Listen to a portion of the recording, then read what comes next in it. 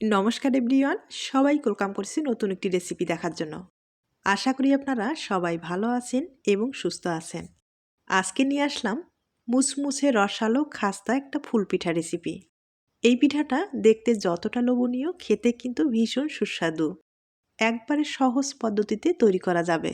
তাছাড়া পিঠাটা আপনারা সংরক্ষণ করে খেতে পারবেন। এবার চলুন কথা না বাড়ে রেসিপিটি শুরু করা যাক। আশা করি আপনাদের ভালো লাগবে। প্রথমে একটা পাত্রে আমি একটা ডিম ভেঙে নিব। একটা ডিমের পরিবর্তে 2টা ডিম ব্যবহার করতে পারেন। এরপরে 3 টেবিল চামচ এখানে তেল ব্যবহার করব। তেলের পরিবর্তে বাটার ব্যবহার করতে পারেন অথবা ঘি ব্যবহার করতে পারেন। আর 1 চামচ চিনি দিয়ে দিলাম। এখন যেটা করতে হবে, স্বাদ মতো লবণ দিয়ে দিতে হবে আর খুব ভালোভাবে মিশিয়ে নিতে হবে। আমি একটা হ্যান্ড উইচের সাহায্যে খুব ভালোভাবে মিশিয়ে নেব এবং চিনিটা গলে যাওয়া পর্যন্ত অপেক্ষা করে নেব।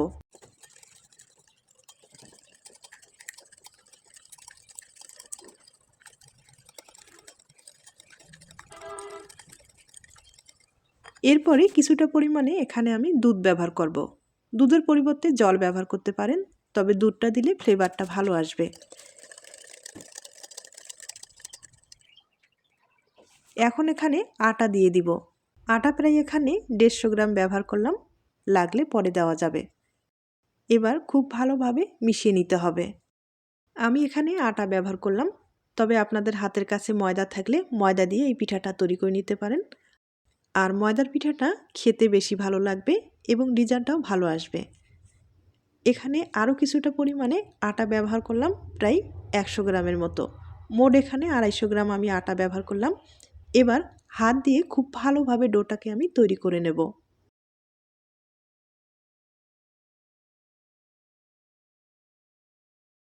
ডোটা একবারেই ভালোভাবে মথে নিতে হবে আর দ্বিতীয়বার কোনো রকম মথে নেওয়ার দরকার হবে না। আমি মথে নিলাম। এবার 10 মিনিটের মতো ডোটাকে রেস্টে রাখতে হবে, অথবা আপনার হাতে সময় থাকলে প্রায় 20 মিনিটের মতো রেস্টে রাখলে ভালো হবে। এর ফাঁকে আমি শিরাটা তৈরি করে নেব। আমি গুড়ের শিরা তৈরি করে নেব। আপনারা চাইলে চিনির শিরাও তৈরি করে নিতে পারেন, তবে গুড়ের শিরাটা পিঠাটা খেতে ভালো লাগবে। আমি সামান্য পরিমাণে একটু জল অ্যাড করে দিলাম। এবার শিরাটা ভালোভাবে ফুটিয়ে নিতে হবে আর একটু ঘন করে তৈরি করে নিতে হবে। আর ফ্লেভারের জন্য এখানে 3টা আমি এলাচ ব্যবহার করলাম।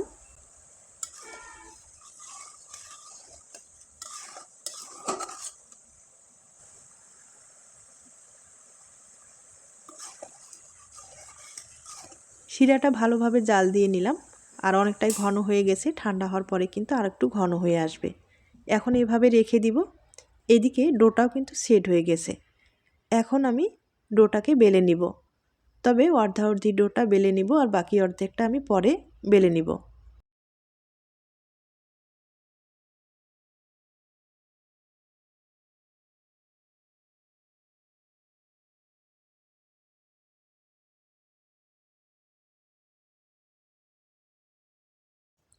এবার বেলার সুবিধার্থে এখানে আমি আটা ব্যবহার করলাম, অথবা ময়দা ব্যবহার করতে পারেন।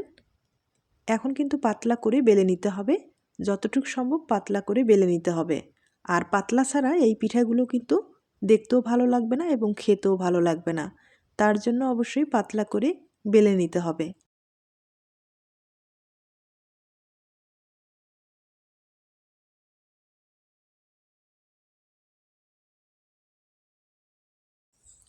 রুটিটা আমি একবারে পাতলা করে বেলে নিলাম এবং অনেক বড় করে বেলে নিলাম। আর অবশ্যই কিন্তু আটা ব্যবহার করতে হবে অথবা ময়দা ব্যবহার করতে হবে, নাহলে একটার গায়ে একটা লেগে গেলে ডিজাইনটা ভালো আসবে না। চারিপাশের অংশগুলো কেটে বাদ দিয়ে দিলাম। এবার যেটা করতে হবে, এখানে আগে থেকে আমি একটা পেপার সাইজ করে কেটে নিয়েছি, সেটার মাপে কেটে নিব। তবে আপনাদের হাতে কুকি কাটার থাকলে কুকি কাটার দিয়ে কিন্তু কেটে নিতে পারেন, তাহলে প্রত্যেকটা ফুলের পাপড়ি কিন্তু সমান হবে, পিঠাটা দেখতে ভালো লাগবে। আর আমার কাছে কুকি কাটার নেই, তাই একটা পেপারের মাপ দিয়ে এভাবে কেটে নিচ্ছি। আর যতটুকু সম্ভব কিন্তু সমানভাবে কেটে নিতে হবে। আঁকা বাঁকা করলে পিঠার ডিজাইনটা ভালো আসবে না।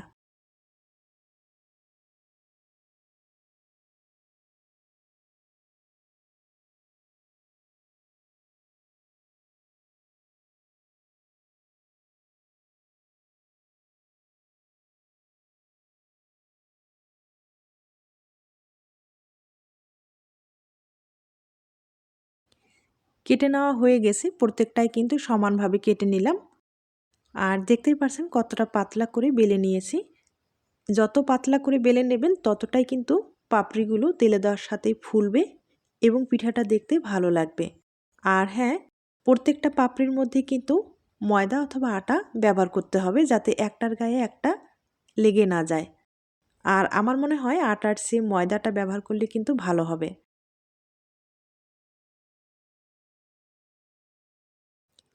সবগুলো আমি রেডি করে নিলাম। আর এখন যেটা করতে হবে, সামান্য পরিমাণে আটা আর একটু জল দিয়ে একটা পেস্ট তৈরি করে নেব। এই পেস্টটা কিন্তু অবশ্যই লাগবে। এই পেস্টটা ছাড়া এই ফুলের ডিজাইনটা কিন্তু তৈরি করা যাবে না। তাই আটা অথবা ময়দার একটু পেস্ট অবশ্যই লাগবে। আমি পেস্টটা তৈরি করে নিলাম। এবার ডিজাইনটা তৈরি করে আপনাদের দেখিয়ে দিচ্ছি। প্রথমে কেটে নেওয়া অংশগুলো একটার পরে একটা এভাবে কিন্তু সাজাতে হবে। আর মাঝখানে অবশ্যই আটার পেস্ট লাগাতে হবে। আর ধাপে ধাপে কয়েকটা এভাবে দিয়ে দিতে হবে। তবে কয়টা ব্যবহার করব একটু পরে আপনাদের বলে দিচ্ছি। আর যে কয়েকটায় ব্যবহার করেন অবশ্যই কিন্তু সামান্য পরিমাণে আটা একটু ছড়িয়ে দিতে হবে। আর একটু আটার পেস্ট কিন্তু লাগাতে হবে। এই আটার পিঠাটা খেতে কিন্তু ভীষণ ভালো হয়। দেখতেই পারছেন কোনো রকম কিন্তু ঝামেলা মনে হবে না। শুধু একটু সাইজ করে কেটে নেওয়ার পরে এভাবে ধাপে ধাপে তৈরি করলেই হয়ে যাবে। আর এগুলো তেলে দেওয়ার সাথেই কিন্তু প্রত্যেকটা পাপড়ি খুলে আসবে। দেখতে ভীষণ ভালো হয়। আর আটা ময়দার যে পিঠাগুলো খেতেও কিন্তু দুর্দান্ত স্বাদ হয়। অনেক সময় দেখা যায় হাতের কাছে চালের গুঁড়ো থাকে না, অথচ পিঠা খাওয়ার অনেক ইচ্ছে হয়েছে। আপনারা দেরি না করে এই ধরনের পিঠা কিন্তু সহজেই তৈরি করে নিতে পারেন। আর পিঠাটা একবারে মুচমুচে করে ভেজে নেওয়ার পরে এই পিঠাটা কিন্তু আপনারা পুরো মাস সংরক্ষণ করতে পারবেন। আর যখন খেতে ইচ্ছে করবে তখন কিন্তু খেতে পারেন। তবে হ্যাঁ, শিরাতে দেওয়ার পরে ১ সপ্তাহ পর্যন্ত সংরক্ষণ করতে পারবেন। আর এখন যেহেতু শীতকাল চলছে, ১ সপ্তাহ অনায়াসেই ভালো থাকবে, কোনো রকম সমস্যা হবে না। আর এখানে ধাপে ধাপে আমি কয়টা ব্যবহার করলাম সেটা বলে দিচ্ছি। এখানে কিন্তু আমি ৭টা করে ব্যবহার করলাম। আর ৭টা করে ব্যবহার করলেই ফুলের পাপড়িগুলো কিন্তু তেলে দেওয়ার সাথেই ফুলে উঠবে, পিঠাটা দেখতে ভালো লাগবে। এখন যেটা করতে হবে, এবার সাজানো যে পাপড়িগুলো সেগুলো কিন্তু মাঝ বরাবর কেটে নিচ্ছি। আর কিভাবে কেটে নিলাম আপনারা হয়তোবা দেখে বুঝতে পেরেছেন। আর এগুলো না মুখে বলার চেয়ে দেখে যদি বুঝে নেওয়া যায় সবচেয়ে বেশি ভালো হয়। সবগুলো আমি একই সাইজ করে কেটে নিব। তবে হ্যাঁ, এই পিঠাগুলো আপনারা চাইলে বড় অথবা ছোট করে তৈরি করে নিতে পারেন।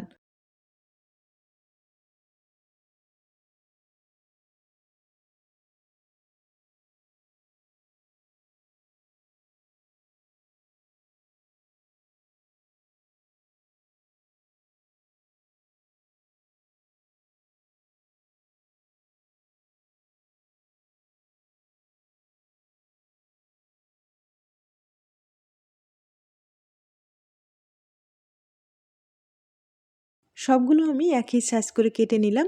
আর এখন যেটা করতে হবে, সামান্য একটু ডো নিয়ে আবারও বেলে নিব। বেলে নেওয়ার যে বাড়তি অংশগুলো ছিল সেগুলো কিন্তু আমি বেলে নিচ্ছি। আবারও একটু চারকোনা করে কেটে নিতে হবে। তবে একটু সাইজে বড় করতে হবে।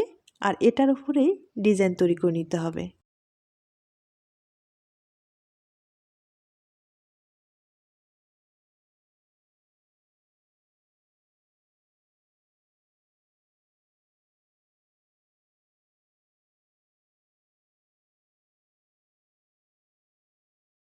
এখন আমি ডিজাইনটা তৈরি করে দেখিয়ে দিচ্ছি। অবশ্যই কিন্তু আটার পেস্ট লাগবে। আটার পেস্ট ছাড়া এই ডিজাইনটা তৈরি করতে পারবেন না। তাই আটা অথবা ময়দা অবশ্যই একটু পেস্ট তৈরি করে এই ডিজাইনটা তৈরি করে নিতে হবে। আর চারপাশে এভাবে কিন্তু বসাতে হবে। খুব ইজি, কিন্তু হয়তোবা আপনারা দেখে বুঝতে পেরেছেন।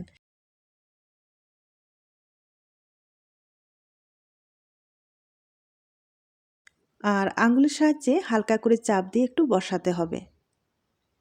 দেখতেই পারছেন আমি কতটা সহজভাবে পিঠার ডিজাইনটা তৈরি করে নিলাম।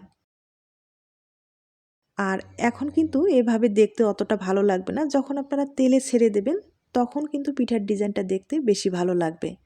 একইভাবে আমি আরেকটা তৈরি করে দেখিয়ে দিচ্ছি। তবে হ্যাঁ, মাঝখানে আঙ্গুলে চাপ দিয়ে ভালোভাবে বসাতে হবে।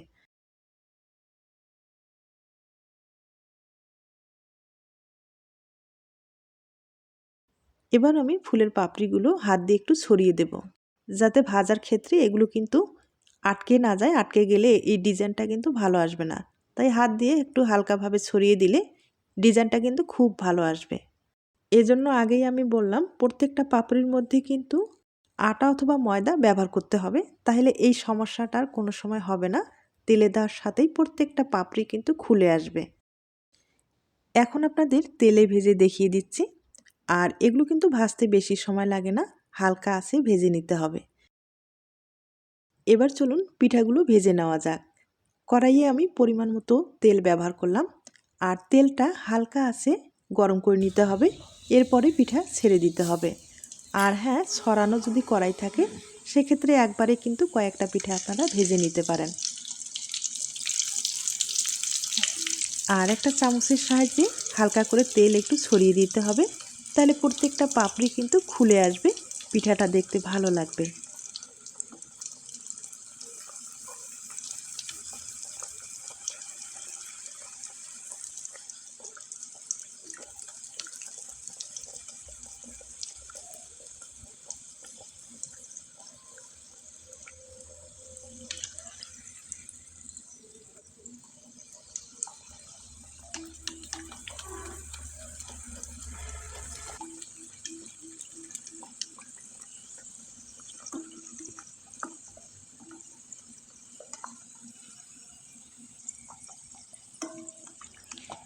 পিঠাটা আমি হালকা আছে একবারে মুচমুচে করে ভেজে নিলাম। কালারটাও খুব ভালো এসেছে, দেখতে পারছেন। এবার পিঠাটাকে তুলে নিতে হবে। আর এভাবে যদি মুচমুচে করে ভাজেন সেক্ষেত্রে এই পিঠাগুলো কিন্তু পুরো মাস সংরক্ষণ করতে পারবেন। একইভাবে আমি আরেকটা পিঠা আপনাদের ভেজে দেখিয়ে দিচ্ছি।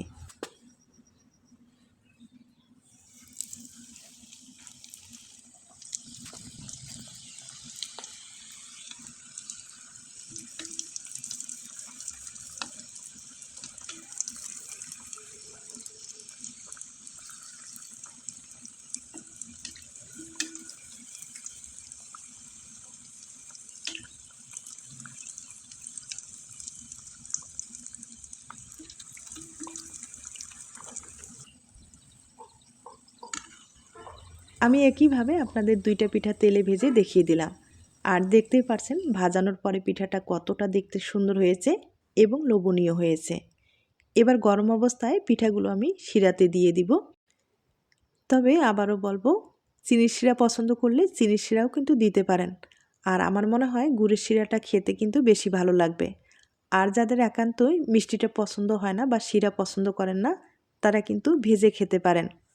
আর পরিপূর্ণ স্বাদ পেতে হলে অবশ্যই গুড়ের শিরাটা ব্যবহার করতে হবে। দেখতেই পারছেন শিরাতে দেওয়ার পরে পিঠার লুকটা কিন্তু পুরোপুরি চেঞ্জ হয়ে গেছে, দেখতে ভীষণ সুন্দর হয়েছে। এবার আপনাদের পরিবেশন করে দেখিয়ে দেব। তার আগে ছোট্ট একটা রিকোয়েস্ট থাকবে, পিঠার এই রেসিপিটি আপনাদের কাছে যদি ভালো লেগে থাকে বা আপনার কোনো উপকারে আসতে পারে তাহলে কিন্তু একটা লাইক দিতে পারেন। এখন আপনাদের একটা পিঠা আমি ভেঙে দেখিয়ে দিচ্ছি। আমি শিরাতে দেওয়ার পরে পিঠার মাঝখানে একটু সাদা তিল ব্যবহার করলাম, তাহলে পিঠাটা দেখতেও ভালো লাগবে এবং খেতেও ভালো লাগবে। আর হয়তোবা শব্দ শুনে বুঝতে পেরেছেন কতটা মুচমুচে এবং খাস্তা হয়েছে। তাইলে আজ এ পর্যন্ত, নতুন কোনো রেসিপির সাথে আবার দেখা হবে। নতুন রেসিপির জন্য সবাইকে আমন্ত্রণ রইল। সবাই ভালো থাকবেন, সুস্থ থাকবেন এবং নিরাপদে থাকবেন।